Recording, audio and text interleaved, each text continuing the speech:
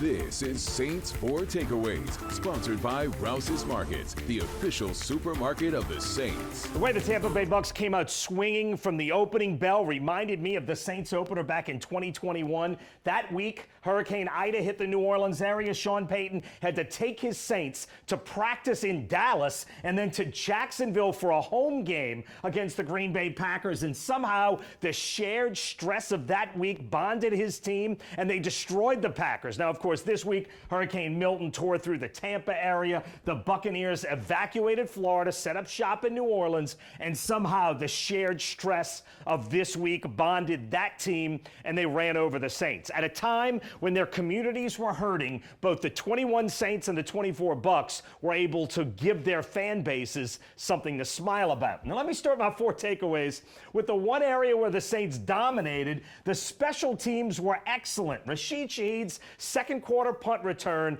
looked so easy. Shaheed is an elite return man. Rookie punter Matthew Hayball has been excellent and was again on Sunday. Blake Krupe hit all 5 of his kicks, and the coverage teams were good. In a close game, this would have mattered, but of course, Sunday, it didn't. Now, at number 3, if I had to give Spencer Rattler's debut a letter grade, I'd give him a C, maybe a C-. I thought Clint Kubiak had a great plan for Rattler's debut. A ton of rollouts, a ton of play action, and for a half, it worked. Rattler was seeing the field effectively, and his numbers show it. There were really some promising moments in that first half, but then the Buccaneers adjusted in the second half, and Rattler was not good. The 2 interceptions were both bad passes. His second half numbers were terrible. 26 quarterbacks started this week through Sunday night. Spencer Rattler was the 24th best of those 26. You won't win many NFL games with those numbers. It was his first game,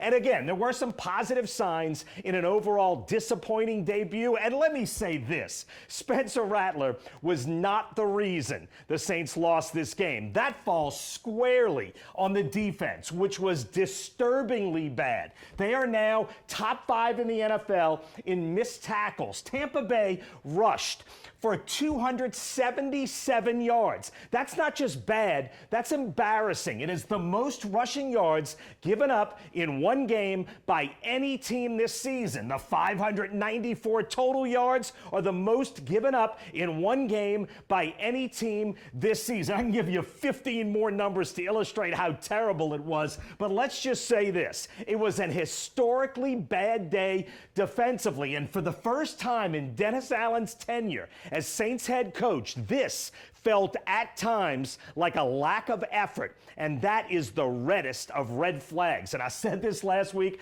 I'll say it again, this is now a season on the brink. And when I said it last week, I meant for a 3-week window, the Bucs, Broncos, and Chargers. For this season not to spiral out of control, you have to win at least one of those 3, and test number 1 was a failure. At some point, the Saints are going to get Eric McCoy, Cesar Ruiz, Taysom Hill, and Derek Carr back. They'll have a chance to reclaim some of that early season offensive magic. It is not time to give up on this season yet. We're only 6 games in, but the Saints defense is now the worst in the NFL, and I have to tell you, I did not see that coming in the preseason. And if the answers are in-house, they have not shown themselves yet. To save this season, Dennis Allen has to fix his defense fast because it's spiraling downward quickly. And that's my 4 takeaways from the embarrassing loss to the Bucs.